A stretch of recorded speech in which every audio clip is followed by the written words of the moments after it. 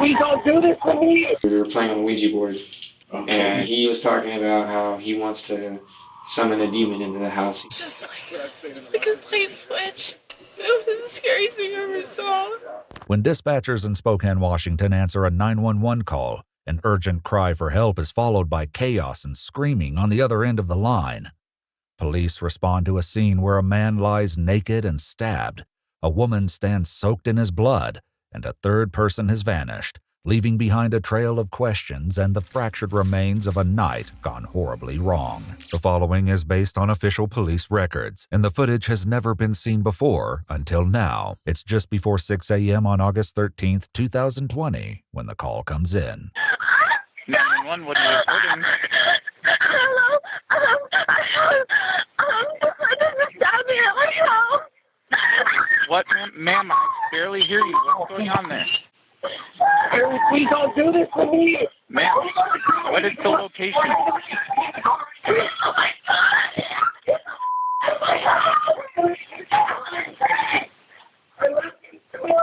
Hello, sir. Ma'am. Hello, is anyone there? Yes, ma'am. This is 911. Where are you at right now? Please, he's been stabbed multiple times. He's not breathing well. He's a correctional officer. I can hear his breath through the wounds. Just relax, please, Anthony. I have you. You're okay. Ma'am, you're with him right now? Okay. Yes, I'm covering his wounds. Where is the person that stabbed him? He's trying to run away. He ran away? Yeah, please stop. Please hurry. He's not doing well. Haley. Haley. Haley, do you know who did this? His name is Edward Martinez. Edward Martinez. And is it your boyfriend that stabbed? My boyfriend stabbed my ex-husband. He can hardly breathe. Okay. I really need medical assistance. Yeah, we're getting there, okay? The assailant, 19-year-old Edward Eddie Martinez, has already fled on foot. Officers arrive to find the neighborhood quiet, one pausing on the sidewalk to question nearby residents. You guys see anybody take off from here? You guys see anybody run away from here? Although officers don't yet realize the horrific scene waiting just inside the house, they're about to witness it firsthand. Still on the phone with Haley, the dispatcher attempts to get more information to help guide them to the residence. What color is your house? My house. The house that you're at. Come on. Help me, Haley. Haley. Haley, Haley, come out front and make yourself known to officers. You can, because the sooner you come out, the sooner we can help him. Okay, come out front. Just take me to. I'll be right back. I'll be right back. Come on out. Who else is in here? Making my dog sleep. Who else is in here? Where's our victim at?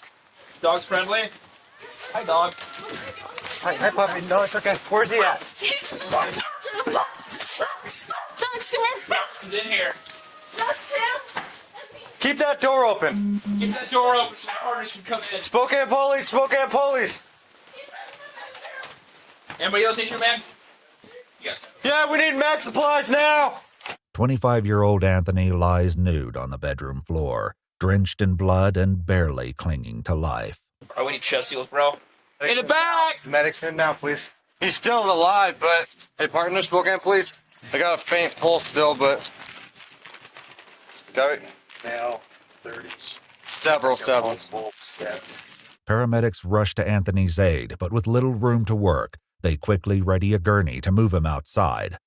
Meanwhile, an officer attempts to get critical information from Haley about the missing suspect. Okay, quickly. I know this is traumatic, and I'm going to have a bunch of questions. This is all right? okay. We got to start with the very basic. He's not from here. He doesn't know the area very well. His name is Edward Andrew Martinez. He's from Sacramento, California. Okay. Where was he last seen?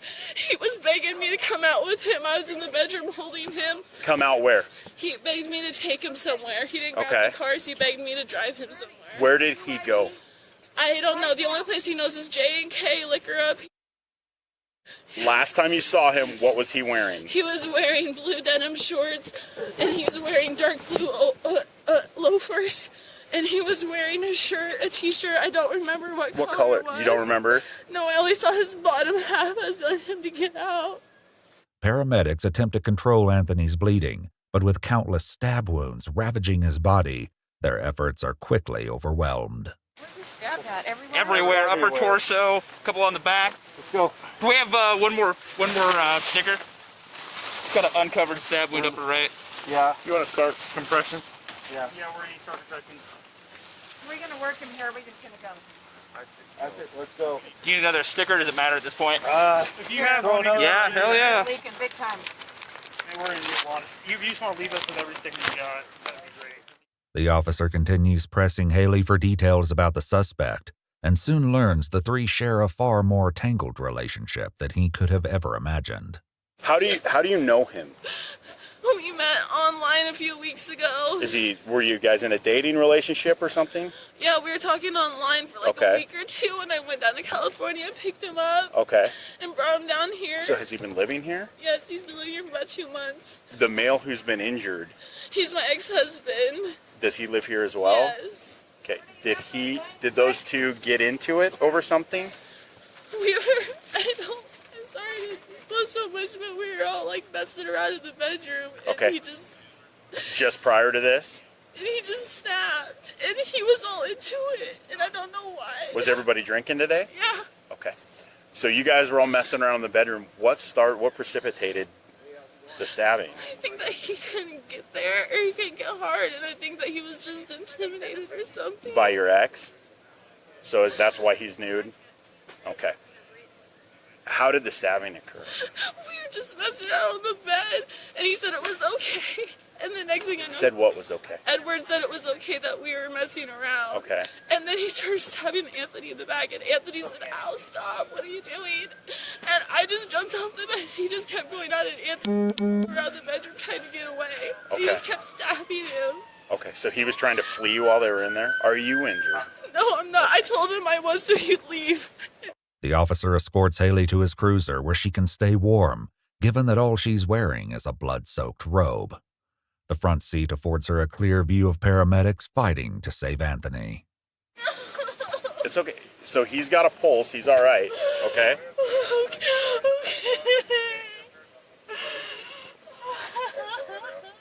Haley, I need you to listen to me, all right? We need to think real hard where he would have gone. He really doesn't know anything down here. We go to the dispensary, or we go to the... Does he have any friends here? No. Okay. He's literally got no one here. Oh, God. Haley, look at me, okay? Haley, don't look over there.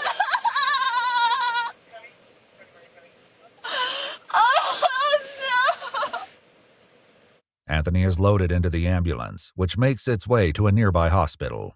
He didn't deserve this. Okay.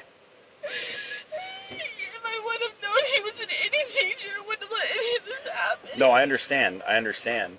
Officers secure the house with police tape and begin searching the vehicles in the driveway in case Eddie may have hidden inside. During their search, they discover a uniform, which Haley clarifies belongs to Anthony, who works as a correctional officer. Afterward, the officers share grim remarks about the severity of Anthony's injuries. There was a lot of Singer sewing machines. I was looking at his front. He was stabbed here, Shin sliced open. chest, stomach, like and then rolled him over. Like it looked And he had like just 4 more on his back. I'd say he's upwards of 20-ish stab wounds. Well, they were in the middle of having intercourse, and so they were all kind of intermingled with that. But suspect started stabbing victim in the back, and then they started running around, suspect chasing, and then it was, yeah. As they continue, one officer shares the reason for their delayed entry into the house. When Macbeth and I pulled up, we're looking around. Like, there's no screaming. There's no sound of anything going on. That sounded kind of weird. When you guys like, And I was like, are we sure it's... And then she finally came out, and I was like, yeah, we're at the right house. Was he conscious? The victim? I wouldn't say conscious, but he was taking some gasping breaths, and he would move every once in a while. That's called agonal breathing. Not good. The pulse was down to like low 40s when they picked him up and carried him out on his thing. That's pretty. There was some of that, like, thick gelatinous. Well, but yeah. He had bubbles come out of his armpit. Yeah, that's bad. Material bleeding. I've never seen so many chest seals on one person. Haley provides officers with a photo of Eddie to help them as they organize a search. Still, her greatest concern is for Anthony, fearing that any hope of saving him is already gone. Well, I'm not trying to give you false hope, but I'll tell you too, if he was expired, that ambulance would have never left this location. So he was alive when he left here. I feel so incredibly guilty. I don't even have a stab wound. Like, I didn't even protect them, you know? That's well, sounds like it happened really fast. Did Okay. I didn't even know. A canine tracker and drone operator work together to scour the neighborhood, hoping that Eddie may still be somewhere nearby, but there's no trace of him until 7:13 a.m. when Sacramento dispatchers contact Spokane police. Crime check, what are you reporting? Hi, my name's Katie. I'm a dispatcher with Sacramento Police Dispatch. I've got a caller on the other line whose son called them from Spokane, Washington, saying he was running for his life. Is this the correct phone number? He's in Spokane, yeah. Yeah, okay, let me bring her on. Okay, ma'am, you're connected with Spokane Police. Go ahead. How long ago did your son call you? At 7:08. So about 5-7 minutes ago. And he said he was running for his life. Did he say where he was at? That's what he told us, and he said he's at the 1500 block of Wesley Avenue there in Spokane, Washington. There's a park near there, and he was walking in there, running in an alley, and saw some stranger and asked if he could use the phone. Okay. Their phone. Any reason why he didn't call 911 himself? Yeah. What's his first name? His first name is Edward. Edward? Let me see if we've got any calls from an Edward. 1 sec. No, it doesn't look like it. Seems odd that he wouldn't call 911 and just call family in another state. Did he say exactly what was going on? He just said that he was running for his life. Following the tip on his location, Eddie was quickly found and arrested without incident, which was relayed over the radio to the Canine Search Unit. Yo! Sweet. Attaboy. Surprised that went peacefully. Well, thanks, Mom, for calling. Right? Heck yeah. Eddie is taken to the police station for an interrogation, where detectives will soon try to unravel how a seemingly consensual encounter erupted into a violent bloodbath. As he waits for the interview to begin, his unsettled voice fills the empty room. Alien. I just want to see the alien. So when you see the alien, everything will be fine. And she's still broke down and not me. Doesn't mean I should have taken his life. He's tired of being a landlord. He's tired of it. It's worth. Eddie? Edward? What do you prefer to go by? Eddie. Eddie? My name is Brian Sesnick. I'm a detective at the police department. Detective Doug Strosol. They tell you this room is recorded, audio and video recorded. Obviously, it's a police station. Just to my crazy empty thoughts. Well, the reason I'm here is obviously I know what happened. That's my job. My hope is that I can just talk to you and tell me whatever you want. I'm just here to get facts. The detective reads and explains his Miranda rights before continuing. With these rights in mind, do you wish to answer my questions? Is it all right if I have a lawyer present? You would like a lawyer? Yes. It is. Though it seems the interview is over before it begins, what the detective shares next changes everything. So what's going to happen? We're going to have someone come in here. We're seeking a search warrant to get photographs, buccal swabs, which is your DNA. They'll be in here. When that's done, you're going to be booked into jail. You're going to be charged with first-degree murder. Okay? He's dead. He is dead. You killed him. If you change your mind and decide you want to talk to me about this, you can always send a kite. Yeah, I don't need a lawyer. Forget that. I know what I did, and I'm not going to deny it. Eddie has read his rights once more before questioning begins. So before Before we go into everything, I just want to ask, why did you say you wanted an attorney and then decide to talk? Is it because you didn't think he was dead? I mean, what? No, it's just, I don't know, thinking too much about it. Thinking too much about it. I've been thinking about too much lately, and it's... I get it. Be the death of me. What's going on with your life? I've just been off a lot, and like just not doing the right thing, and it took me over mentally, and thought I was going crazy. Mm-hmm. But I literally thought that there's like someone else in my head. Like I'm not the only one in my head. Might need testing because I don't know. Do you have a counselor? No. Right. What are the tattoos? See, that's a tree of life. What about the K on your finger? My girlfriend's got a matching Q. Oh, okay. Does it mean anything, or is it just because? Because we're together. Just because you're together. I mean, probably not no more, but yeah. Eddie explains he first met Haley on the dating app Badoo. I guess I was the first one to like her on the profile, and then she matched with me, and from there, we just clicked. Like it just felt so natural talking to her, and you know, I was at a point in time where I just couldn't trust anybody around me, even people that I loved. Sometimes I just thought were shifty, and I don't know. I've just been seeing things in early way. He tells the detective that Haley lived with him temporarily in Sacramento before deciding to return home to Spokane. I wasn't going to stop her. I just went with her. And a lot changed after that. Like, I like literally just cut everybody off for my new life. Sure. What all did you know about her at that point? Well, I knew her situation, which she was still living with her husband, who she's claims to be divorced with. Although Haley described Anthony as her ex-husband, their divorce wasn't yet finalized at the time of the incident. And I, at first, was okay with the idea of it because I didn't think she told me, you know, he's not going to be on no weird he's not gonna do the things that he did do and did drive me off the edge. So how was the living situation in the house? It was fine, you know, for a while it just functioned, everything just worked, and there were moments where I would find text messages between them of things I didn't want to see, and that, you know, I kept telling her about it, I keep telling her, and she keeps ignoring it, you know. After news of Anthony's murder broke to his family, some were quick to point blame at Haley. I'm curious as have they arrested his wife, Anthony's wife? If not, you all need to put her in cuffs. Okay. All right. And so, for what reason? Apparently, what they said on KH2 on their website said that the two men live together. All right. Anthony's married. Okay.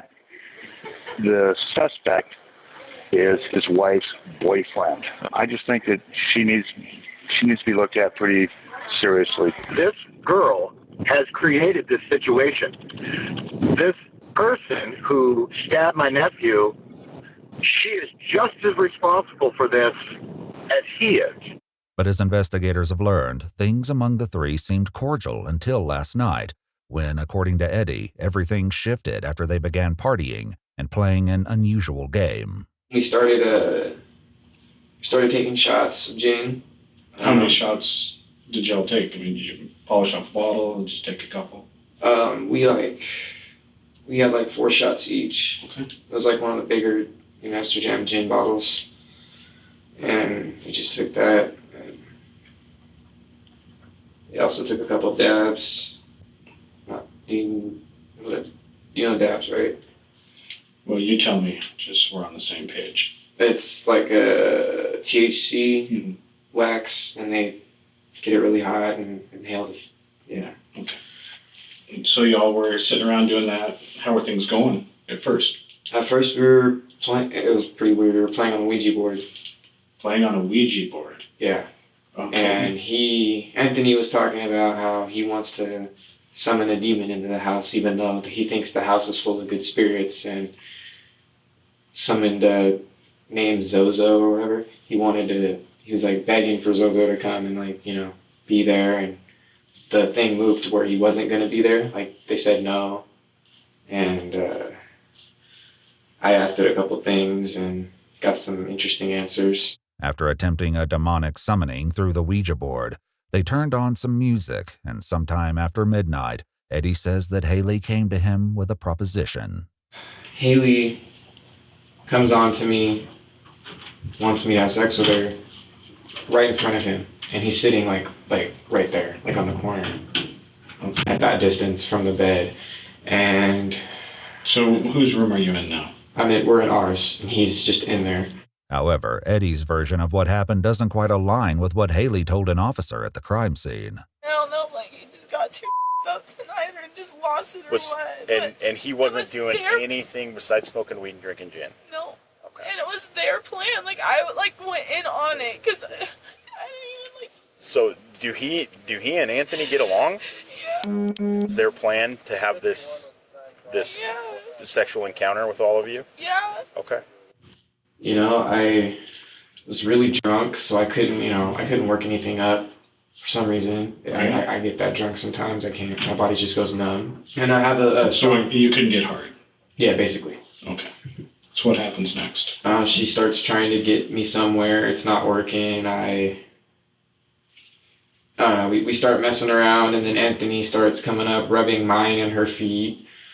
And just, I don't know, like, it made me feel uncomfortable, but, you know, I was already uncomfortable. So it just, like, added to it, and I don't know, I started feeling a deep anger inside of me. Just building. And, like, after a while, I literally took a step in the bathroom. Light wasn't on. And all I can think in my head, as soon as I walk in that bathroom, is, like, literally I went to find a knife and then lost it. Eddie then left the bathroom and retrieved a small folding knife from the living room mantel above the fireplace. And then obviously you went back to the bedroom. Right. And did you say anything to them? No. I actually kind of did this pretty sneaky. And that's what I feel bad about, is I was pretty sadistic about it. I took the knife and I literally hid it between my ass cheeks. So no one would see me walking in. You were completely naked at this point? Yeah. Okay. And sure enough, when I sat down, I moved it to where I could easily grab it. And then I said, well, since you guys are doing this right here, you might as well change the view, you know? And I got him to turn around where Anthony's back was facing me. So how were they when you walked in? They were facing me on the bed. When I was sitting like this on the bed, when I laid down and hid the knife. And then I picked up my phone and... Not my phone, I picked up her phone. Because they said turn a light on. And I turned the light on and used that as a distraction. The light on the phone? Mm-hmm. And I just did what I never thought I would do. Ever. It was when I came back in the room taking a piss. Mm-hmm. And I see him not giving a telling me to join in, knowing that I'm not going to. Mm-hmm. And I don't know what it was, but just seeing that and thinking about like just everything else adding up, I felt like nothing mattered. And like literally, I said, F it. And I feel bad about it now. Like I feel remorse now. I genuinely miss Anthony because he was an alright friend. Mm-hmm. I don't know what drove me to take his life. I couldn't stop. Because I used to go hunting. Mm-hmm. So I know the feeling of taking life. I used like whenever we get a deer, the dog would go fetch it and it wasn't quite dead. When you shoot it with a shotgun, brings it back. I had to snap the necks of them, and that actually gave me a rush. It was pretty gnarly. I haven't gone hunting in so long. Did this give you a rush while you were doing it? It was like very short-lived because when I stabbed it, I literally, like, I had no idea. I just lost control and I gained it all back that's when it was too late. At the scene, Haley described what happened just as Eddie began his vicious assault on Anthony. And he was telling Aaron, then he was telling Eddie to stop, that he was hurt, that he's really hurt. And how many times do you think he stabbed him? Oh, God, so much, probably. Before, I thought he was, like, punching him out first. It was probably 15, 16 times between the back and the chest. I could literally hear each bunch of the holes like gassing for breath in his lungs. Like, How big is the knife? probably about 4 inches. It was a utility silver knife. It was kind of boxy. Was it like a 4-inch long blade? Yeah. The folding utility knife was recovered at the crime scene, its blade and handle stained with Anthony's blood. Did you say anything to him? No. Well, I think I said some words out of fury, but it wasn't any like rational words. It was probably just anger. What did he say? First thing he said was, "Please stop. We can talk about this." What about Haley? What was she doing? She just kept saying, "You're scaring me. You're scaring me." It's just like a light switch. Okay. It was the scariest thing I ever saw. He pinned me on the bed. He said, "You're gonna go. We're gonna go." I'm like, "No." Why If would you do say that again. He pinned me on the bed and said, "We're gonna go," and I said, "No." The 911 call captured Eddie's desperate plea alongside Haley's frantic response.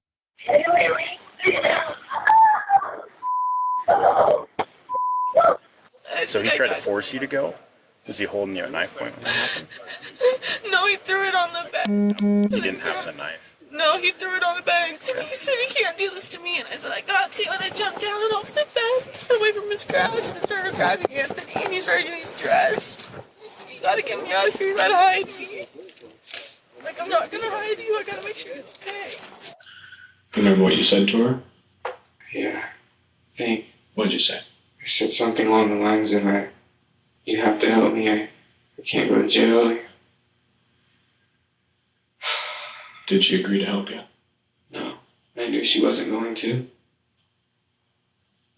Was Haley a part of this at all? No. I think she knew it was up, though. At what point?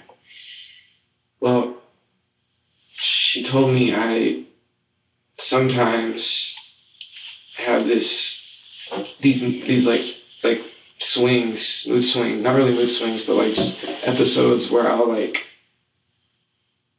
I just shift. It's like psychologically just shift, and I'm just like, that's the me that doesn't give a kind of thing. And she can tell like when I'm being sadistic, just in like the way I talk and the things that I say as opposed to how I normally talk. And she knew, because I was hinting at it, but I wasn't like being direct with it. I was kind of like smiling and laughing at her in a really f***ed up way, and like at that point I had just lost all. She said you started doing that before you left the room to go to the bathroom. Oh, that's because I think I was thinking about it at that time. You were thinking that you were going to go get a knife? Mm-hmm. That was before you went pee, though. Yeah. In the story you just told. No, it's not. She said they were there. You had a look. Yeah. And then when they started having sex when I came back, that's when I got the knife and then made another trip. I actually don't remember it fully and in like all the right sequence, so I'm not lying, I'm just like, No. You said you started thinking about it and you got that look, and that's when she knew. And she said that you had a weird look before you ever even went to the bathroom. And so I'm just wondering if, when you're in the room before you went to the bathroom, if you started thinking about this. Or if it was really when you came back from the bathroom and... I think I started in the room. I was thinking about it. Oh. Now I'm like thinking all the way back. Like the premeditation started right there in the room. Before you even went to the bathroom? Right. Okay. As the detective digs for any prior history of violence, Eddie suddenly drops an unexpected bombshell about Haley. Anything physical between you and him ever before this? No. No fighting at all? Mm-mm. How was you and Haley's relationship? Because obviously, I can only imagine the stress that would put on. Well, our relationship was pretty rocky for a while. Like, not too rocky. Like, we genuinely love each other. At least I feel like. Mm-hmm. Even if whatever happens, and I honestly feel like we have a kid on the way. You do? She's pregnant? I did not know that. What do you want me to tell Haley?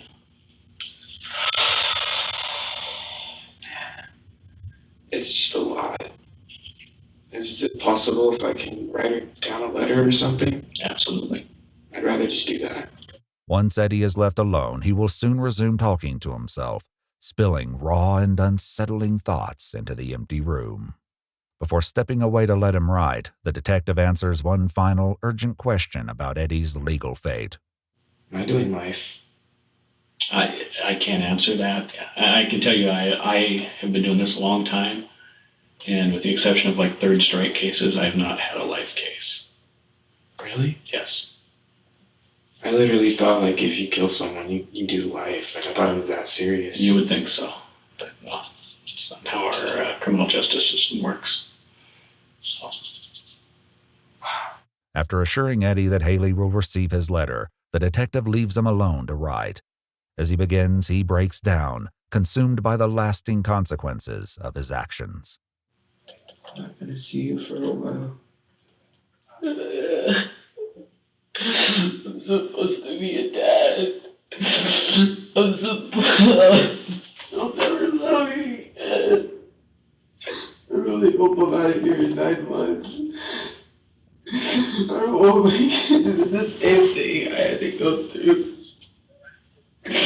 Why did I follow my dad's footsteps? Finished with his letter, someone returns to collect the pen. Once again left with only his thoughts, Eddie considers his plans for the future and reflects on a horrifying night that will haunt him forever. I do the time I get out. I try to go back for her. Her system's weird now. I can actually get out of this very easily. I'm crying most of my fluids out. I gotta stop crying. Gotta not sound like a just gotta play it smooth all the way through. Eventually, find a way. Yeah, I killed a man. Stabbed him like 8 times. He was raping my girlfriend. He got her drunk so he could rape her. To me, too. Thinking I was just gonna let it happen.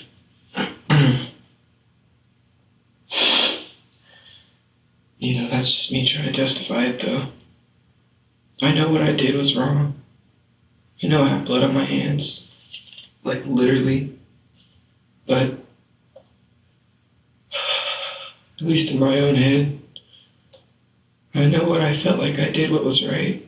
It's just, I can't bring myself to think that was right. I could beat his ass. That's what I should have done. So it wouldn't even have been a situation if I just beat the out of him. What the Why, Eddie? Why did you push yourself so far? You bottle up all your shit. It wasn't worth it. You didn't have to stab him. I wonder if I could find out more about this law system. Try to get out early on good behavior or something. So I'll do whatever it takes. I just need to get back home to my lady and my child. That's all I want. I'm coming back home to you, baby. I'm coming back home. Yeah, he thought it was good vibes I was sending out, but really, he took my vibes and killed them. And then I did the same. 25-year-old Anthony Brine suffered from a total of 20 separate stab wounds, including 14 to the chest and abdomen, 5 to the back, and 1 to the right arm. After investigators executed a search warrant to collect photographs, DNA, and his clothing, 19-year-old Edward Eddie Martinez was taken to jail. He was formally charged with first-degree premeditated murder and, following a trial in April 2023, was found guilty and sentenced to 27 years in prison. Although he filed an appeal in February 2025, the Court of Appeals upheld both his conviction and his sentence.